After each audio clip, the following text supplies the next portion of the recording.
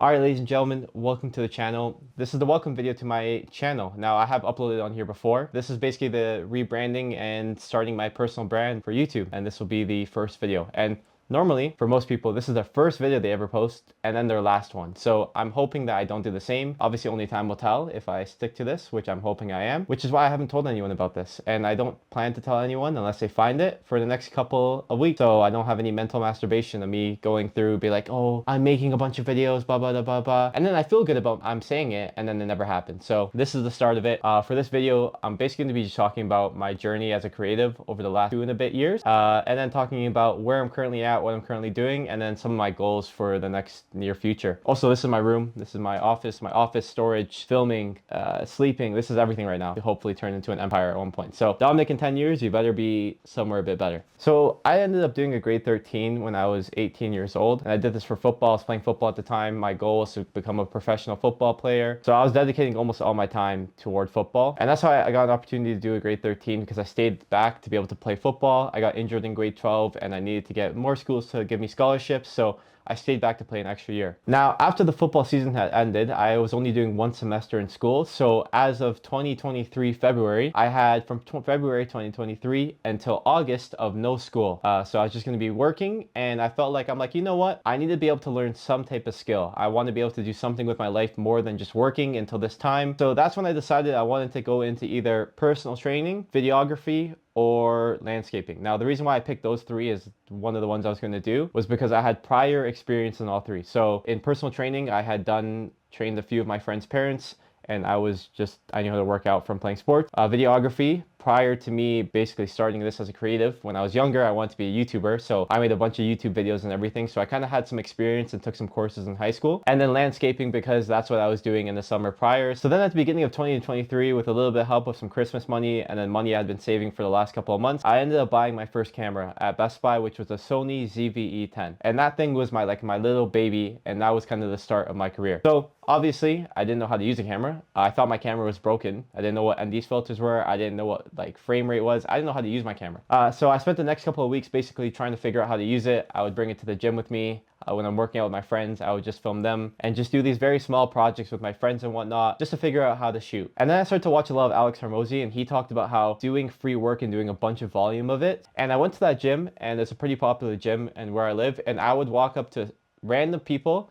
I just asked them to start filming them. I'm like, hey, I'm new. I just want to learn how to use my camera. Can I film you? And I ended up making a bunch of free videos for people at my gym, just learning how to shoot, how to interact with people, until I finally landed my first paid gig, which was a $200 gig, which, by the way, I charged way over the price for. I charged way too much for that project, but I ended up getting a job with a personal trainer I knew at the gym. And then I ended up working with the cousin of that personal trainer. And then that's kind of where I got my first little, very, very small, tiny client base from.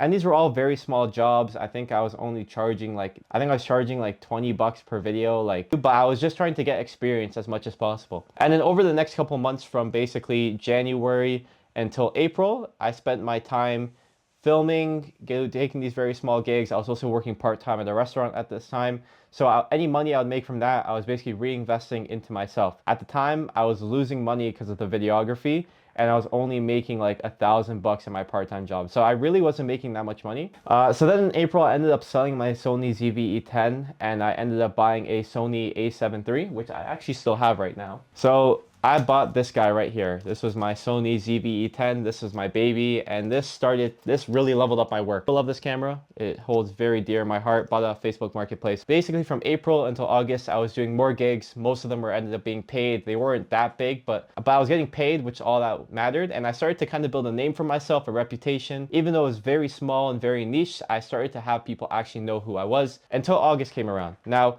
I ended up committing to the University of Laurier, and I ended up playing football there. And the way sports work for football is that you have to move up a month prior to school starting to be able to partake in training camp. So I moved up a month before everyone in August. And training camp is like, if you've never done it, it is very intense. You are basically up at 6 a.m. and you are at bed at 10 p.m. and your schedule is full for the entire time. You have training from 8 to 12, you have a break from 12 to 1, food from 1 to 2, and then meetings from 2 until 9 p.m. And then if you want to be ahead of the curve and you want to be someone that's a high performer, then you're probably going home and then doing more studying. So then from 9 to 10, you're doing your own studying as well. And then you're going to bed and then rinsing and repeating. So I did that for basically a month. So during that time, you have no time to do any videography. So at that point, I really wasn't doing much. I also moved an hour away from where I was living. All the work I had done for like the last 8 months was slowly falling out of my hands. I was losing all the connections, all the reputation I had built. I wasn't shooting, I wasn't learning, I wasn't developing myself. And then this is where I started to question if I really wanted to start continuing to play football. Before I moved up, I was already questioning it. I was kind of getting like this like weird feeling of like I didn't really want to go. But I had gotten that the year prior when it was COVID and I hadn't played for 2 years. And I'm like, okay, once I move up and I'm back into things, like I'll be fine. Like this feeling will go away. I've had this before. But this time it didn't really go away. And as I continued to be there, and I just started to hate my life more. Like the bill came in for the semester and it was $10,000. And I'm like, I'm paying money to be here. I knew I wasn't going to end up using my degree. And I'm like, I'm going to spend 4 years of my life. When you have the most amount of time, the most amount of energy, and the least amount of responsibilities, this is the time when you should be taking risks. And I'm like, I'm really not going to be doing this right now. And I'm going to be confined and stuck to this. And I met a bunch of CFL players at the time, and they were all working 2 jobs, making minimum wage and playing football. And I'm like, your life sucks. And right now, this is the path that I'm heading down. And at the time, and I still think this is the case, there is no players that have made it from OUA into NFL and have stayed there for a very significant large amount of time. So I'm like, I'm really putting in all this money and I'm going to be in debt, all for me to then work a job I don't want to work and get a degree I don't want. This thought process just kept getting worse and worse and worse as I kept staying longer and longer. And I'm like, I don't have the love for football that I used to. But then on the conflicting side, I'm like, I have a great opportunity. I have a scholarship and I've put in 8 years into football. Like, am I really going to give up 8 years of work, almost a decade, to then go start this thing that I started only 8 months ago? And this kept going, and I kept having these horrible dreams of me just being there and hating my life. And I kept just calling my one friend, and I'm like, I just hate my life. And I finally made the decision on September 28th that I was going to drop out of school. And that was it. I ended up dropping out. I dropped all my courses, dropped out of all my courses. I told my coach I'm done. And to this day, that was probably one of the hardest conversations I've had to have in my life. I don't know how I had it. To be honest, if I go back in time, I don't think I would want to have it again, but I don't know how I did it, but somehow I mustered up the courage. So then for the next couple of months, I was doing, once again, small gigs, just trying to figure out what I was going to do. And in October, I had gotten a call from the company I'm currently working with, from a guy named Safe. He owned a construction company, and he wanted me to hire me full-time as his videographer for his company. At the time, I was doing videography for full-time, but I wasn't making that much money, and I thought this would be a great opportunity for me to be able to have a consistent pay with videography, and then also still be able to do freelance work. So we ended up starting to work together from January. So at the beginning of 2024, I joined his team. As I started to still do the freelance work, we started to build a bigger reputation again. More people knew me, you get more referrals, you get to land bigger gigs. I ended up shooting also full-time for a sports team during the summer, which really helped me out. And then at this point, I was now a full-time videographer, and that was basically it from January until October, just basically grinding this out. In October, Safe decided that he wants to start building a personal brand. So we ended up going to a Tai Lopez event. I got to meet Tai Lopez. I got to speak to his team. We did a 2-day seminar in LA, which was absolutely sick. And then in November, I got to go to an Andy Elliott event, which was a 2-day event for a seminar, where we got to do a bunch of sales training. So at the end of 2024, I had made over 1,000 videos. I would say I had filmed 70% of the days of the year, and I got a bunch of experience from 2024, which kind of brings us up to date to where we are now. So right now I am currently 20. I do both freelance work and am a creative director. I now have a team of 5 that I get to work with. They're all overseas, but basically I manage all of the content team and all the media stuff for the construction company.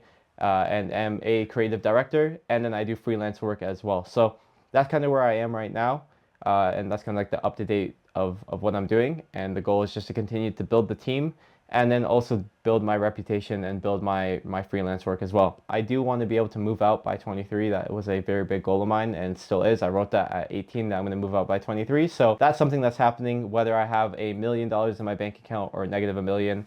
We're YOLOing it, and we're going to be moving out by 23. I do want to end up moving out into the States, which is why I'm looking to move to probably Texas.